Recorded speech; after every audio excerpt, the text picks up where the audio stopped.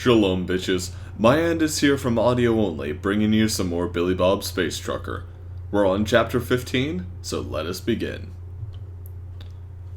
Admiral Winters sipped at her cup of coffee as she stood on the bridge of the USS Enterprise, the largest, newest Freedom-class supercarrier built on the shipyards back home on Earth.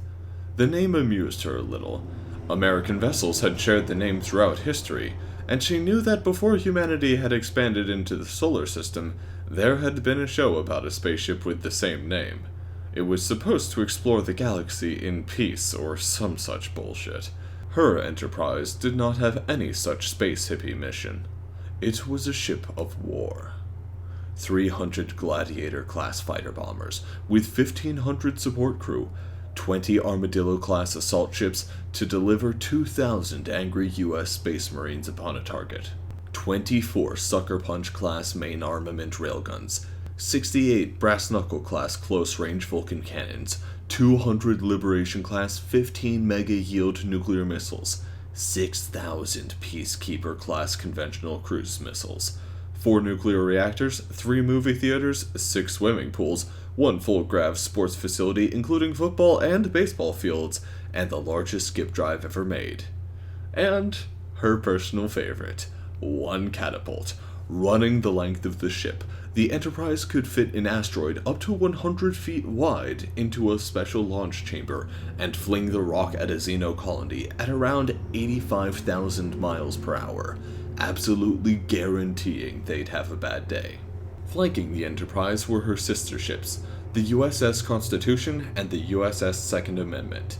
They were earlier generation Freedom-class supercarriers, lacking the catapult and, in general, a little smaller, but still heavy hitters. Then around the 3 supercarriers were 15 Assassin-class hunter-killers that employed the finest in human engineering stealth systems and skip drives. They'd bounce across the fabric of reality and slam a nuclear torpedo into a Xeno capital ship, then bug out before anyone knew they were there. At the moment, the carrier group was sitting out in deep space. This was a tactic only humans ever employed. The sheer vast nothingness that waited in deep space drove many other Xenos insane very quickly. Humans just stared into the black and waited for a call to war. The skip drives they'd invented bent reality around the ship, another tactic that drove other species insane, and would let them charge into a system free of the FTL gates, unleash hell, and skip out before any capital ship fleets could respond. The United Human Government denied any knowledge or involvement in the American supercarrier programs, but in reality, each one was a testament to human ingenuity and drive. The hulls might be assembled in the US, but materials and parts came from across all of human space, not to mention all the freshly minted citizens who crewed the ship, having come from every corner of the Earth and beyond. Humans had invented plausible deniability, and so as long as the UHG claimed Americans were a subspecies who they had no control over, the neighboring Xeno nations were forced to fight an enemy with no extrasolar colonies, and the most heavily defended homeworld in known space. An enemy who waited in deep space just to fuck someone's day up. Admiral Winters smiled as she sipped her coffee, thinking about how much she loved her job. Then her reprieve was interrupted by her comm officer. "Sir, we've just gotten word. Intel reports of a new Xeno species is ramping up for war with humanity as a whole. They've intercepted mobilization orders and fleet movements." Winters frowned for a moment. "Humanity as a whole, not just us." "That's correct, sir. They're known as the Crucians. Apparently they serve as galactic secret police." That caught her interest. "We're playing with the big boys, are we? What happened?" "We pissed them off, sir." Winters chuckled at that. "Military strength estimates?" "The biggest fleet we've ever had to deal with. They're supposed to be excellent commandos as well." Winters just chuckled at that. "They never met a pissed-off Marine with a jetpack." "Very well. The battle horn has been sounded, and America ramps up for war. Find their deepest, most secure system. I want to jump as close as possible, so when war is officially declared, we can come out swinging." "Yes, sir. Also, direct orders from the president himself. He says this is all about some human who started defending some other Xenos diplomat. We're to send a contingent of commandos to escort him on his mission. One American caused a galactic war. Outstanding. What's this fine American go by? His name is Billy Bob, Space Trucker. Emily had finally torn Billy Bob away from the slushies he'd been downing. Apparently, he missed the frozen sugar as much as he'd been missing real meat. They needed to go shopping for their new pet, which he had yet to name. The pair of them got odd looks from most of the Xenos around the station. Even among the strange and varied population of the galaxy, humans and Libertonians looked out of place. Emily guided them through the black market station to a vendor who dealt in rare and exotic creatures, hoping to find what they'd need. From the outside, the store looked far more secure than most of the ones around it. There were bars in the windows, and it used tinted glass to keep the interior out of sight from most shoppers. But when they stepped inside, Billy Bob chuckled softly. Why do all pet stores smell the same? There were cages along the wall, some aquariums, and those types of enclosures you used for lizards, but Billy Bob couldn't remember what they were called. Terrariums? Maybe. Most of the creatures seemed to be quiet, aside from the squawking and calling of a few here and there. Looking around, he saw a few creatures wearing exosuits that looked similar to the Galactic Police he'd run into on a number of occasions, but he wasn't sure if they were the same species or not. Emily walked towards the center to talk to the owner, while Billy Bob wandered around. He found a glass enclosure with a pink-furred monkey-looking thing, with an extra arm coming out of its back. The space monkey looked over at him and stuck its tongue out, so Billy Bob returned the gesture. That seemed to get its attention. Then it made a face, and Billy Bob imitated it. That seemed to piss it off.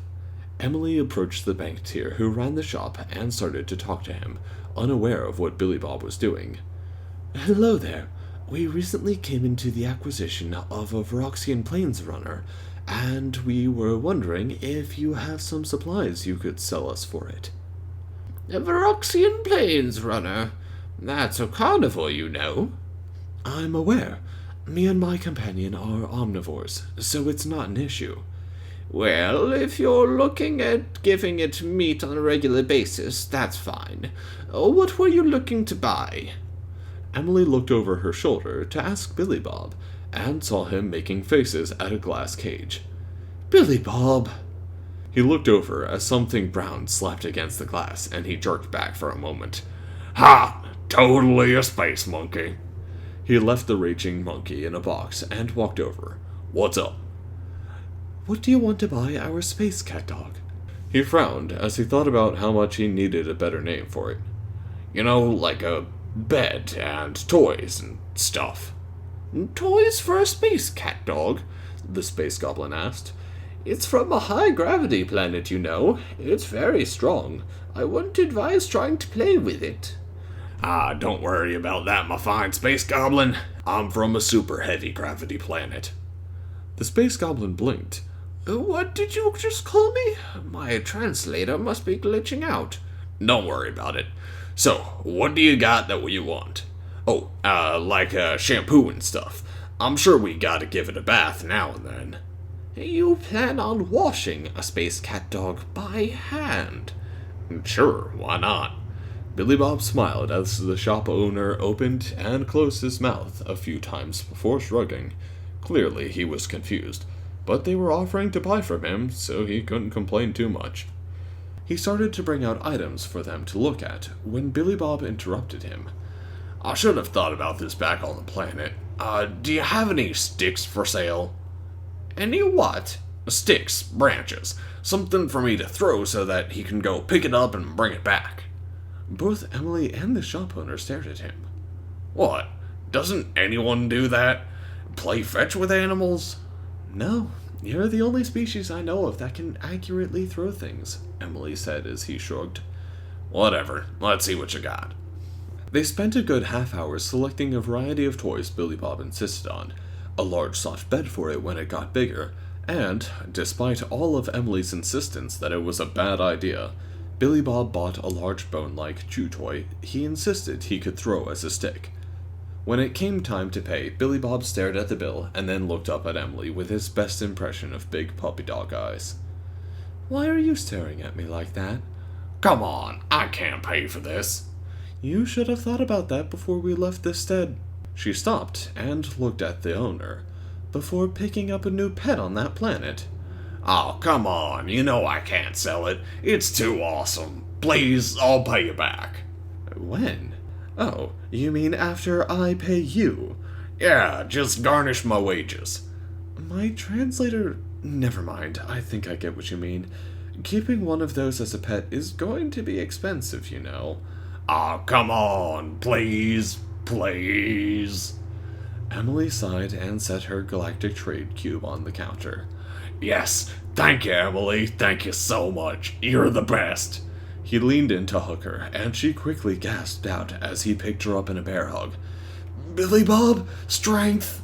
was all she could wheeze out before he quickly stopped and set her down. Shit, sorry. You okay?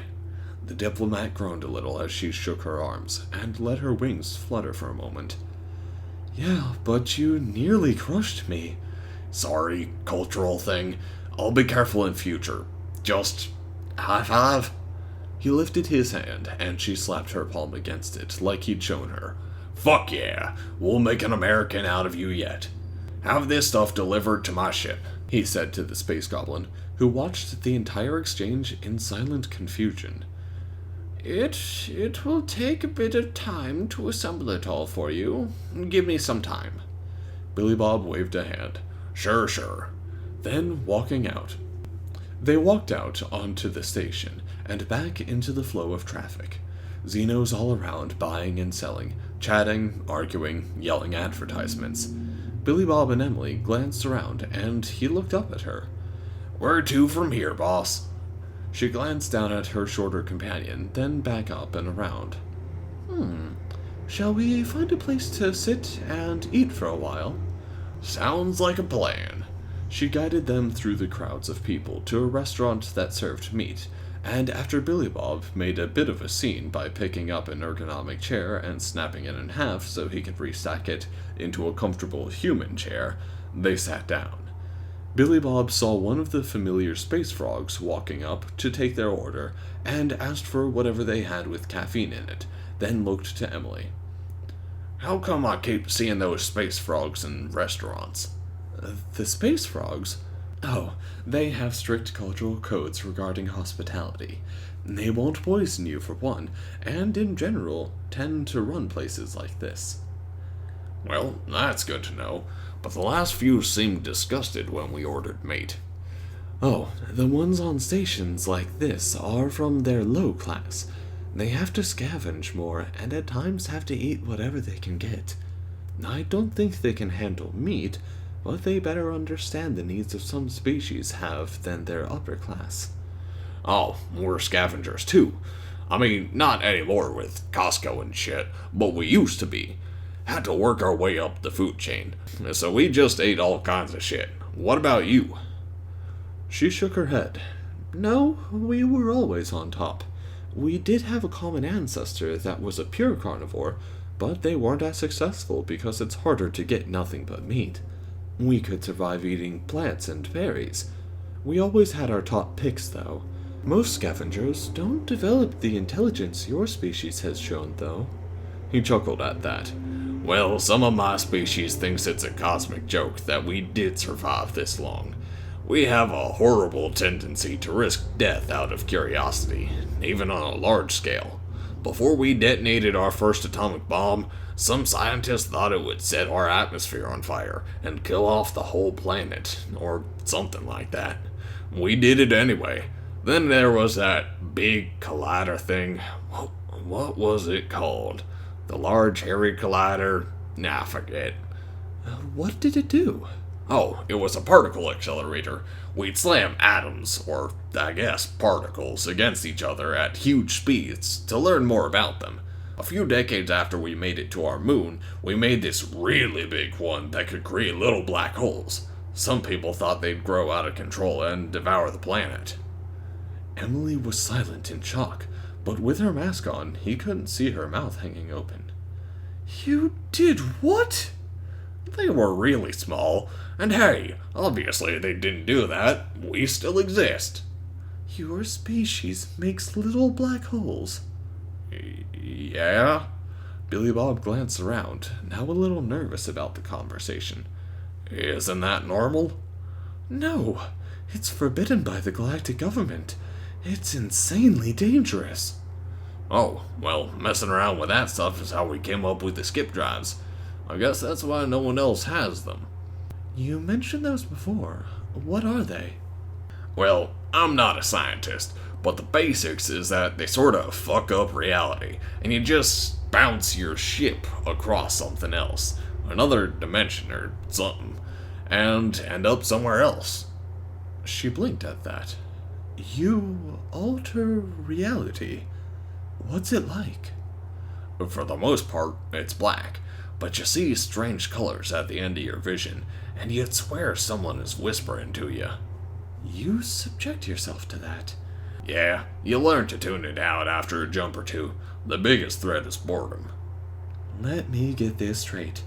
You developed a device that alters the very fabric of reality somehow, and makes you bounce across what you think is another dimension, and you see strange colors and hear something whisper to you, and you just tune it out? Which means you're mostly bored. Yeah? She shook her head slowly at that. Humans are insane. Or so perfectly sane they appear insane. He shrugged at that, then gasped as he pointed over her shoulder out the window. That's a disco ball. She turned to look over her shoulder, seeing a shop across the way that had a spinning, sparkling orb inside. Oh, that's a cultural dance center. They have artifacts from pre-spaceflight civilizations and their various dances. They hold competitions and stuff to see if people can imitate the barbaric dancing for prizes. Billy Bob was out of his seat, rushing out of the restaurant. Billy Bob, get back here! We need to order! Billy Bob! Emily cursed under her breath, and quickly waved to the waiter to explain before rushing after her companion. When she crossed the street, he was walking back out with a big smile.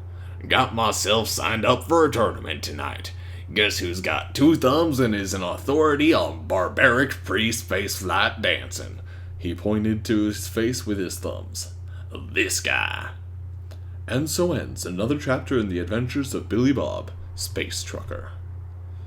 Alright guys, no real channel updates today, so if you like what I do here, like and subscribe, tell your friends about the channel, and have a nice one.